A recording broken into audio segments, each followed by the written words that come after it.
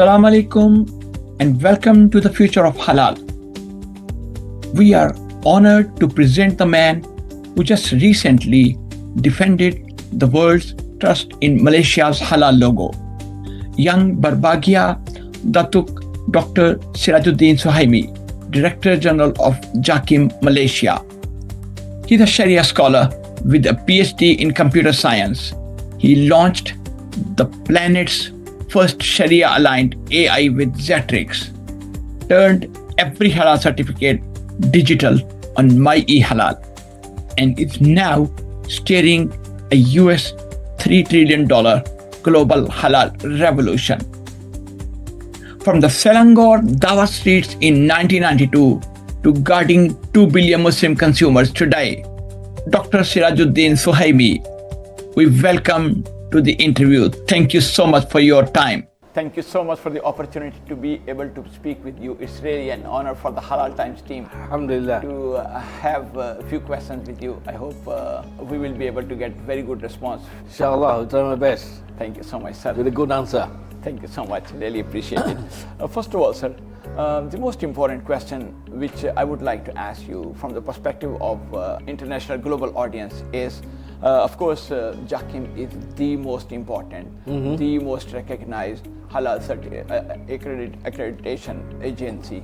So apart from, the industry is growing and new sectors are also emerging. So in the new economy, in the new halal industry, especially for the last couple of years, we've been seeing that a lot of new industries and sectors are emerging. So what is the role of JAKIM in the changing circumstances? From that situation, we are aware that a lot of new scope of certification, especially, is come across. Since before, when we talk about halal, what people understand is only food and beverages.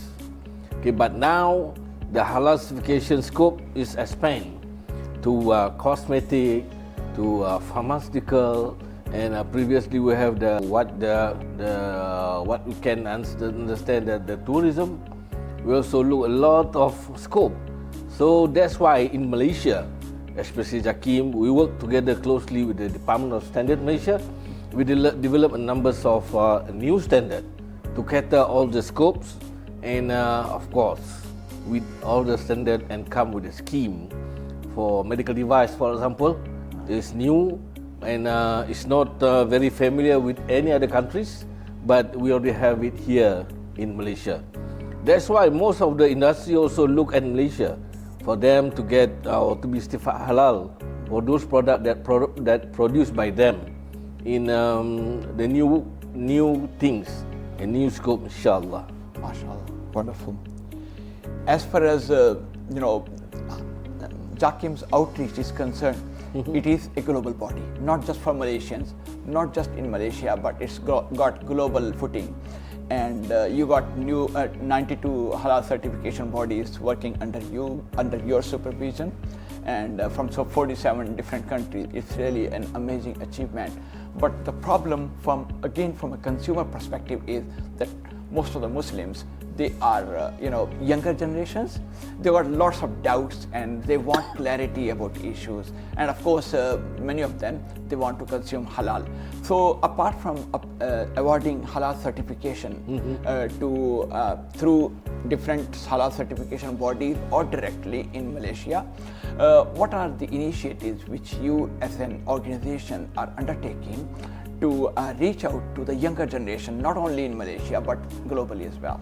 That's why the approach of Malaysia halal certification and what JAKIM roles is to enhance the capabilities, all the halal certification bodies on integrity.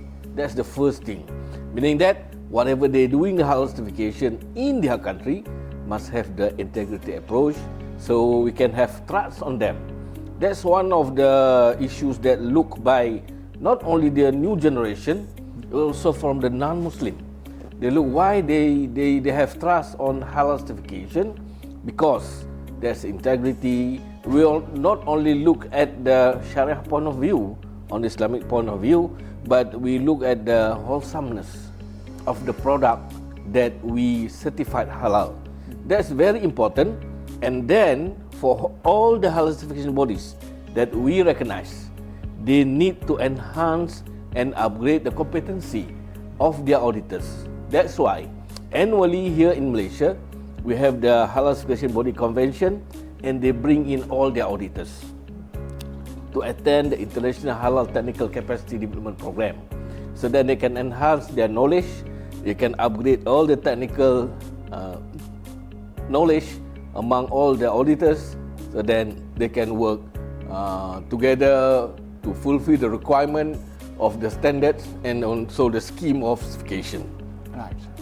And now coming back to the Malaysian economy and Malaysian society, you are a multicultural society, not just Muslim, but there are communities from other faiths as well. Yeah. So, of course, Muslims are the dominant community here in Malaysia, but as an organization, Halal Accreditation Agency in the country, what are the specific steps you are undertaking to reach out to people from other communities, from other faiths as well in the country? Yeah, besides all the promotion that we do, and we also give them the understanding. If we look at the statistic, the industry or the company that have been certified halal, they are from the non-Muslim company. Only I can say less than 50% is from the Muslim company, but the rest is non-Muslim. This shows that they have the understanding. The halal certification issues is not sensitive for them, but they are looking forward to be certified halal, since if the country, the industry is non-Muslim, they need their product to be certified halal to be accepted by the Muslim.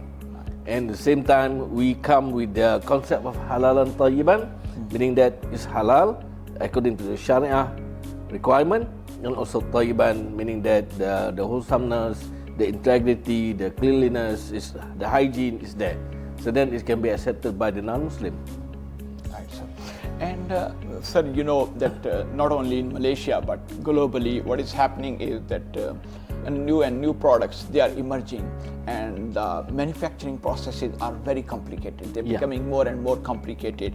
So to tackle this issue, what are the specific measures JAKIM is implementing to enhance transparency and public accountability in its operations? Especially, there are a lot of issues emerging here and there everywhere, and people seem to have a lot of complaints. But your job as an organization, as the most important halal accreditation agency in the world, is to make sure that you are able to satisfy the maximum number of the target users, including consumers like me and other people. Yeah, that's why what I mentioned previously, for example, in the keynotes, one of the things is we need to spend something to enhance, to upgrade the capabilities of our auditors. Previously, maybe we only have the food technologies, but now we need to have the pharmacists. We need to have the most others experts to be together with us in one team.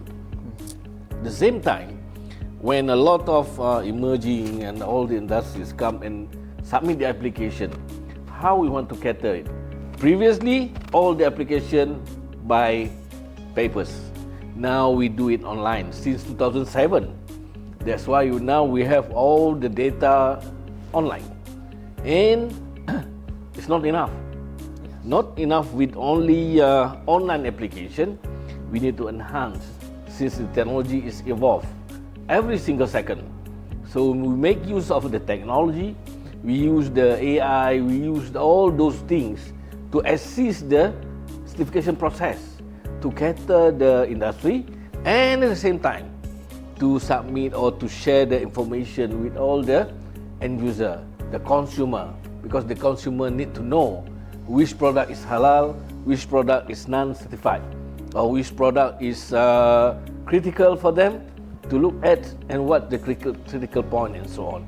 Alhamdulillah, till date we have moved forward day by day to follow all the development of technology, to make use of technology to assist us and to assist the industry and also consumer. Thank you so much for your time. Really appreciate the time you've taken to speak with me today, sir. It's really a wonderful opportunity. Thank you.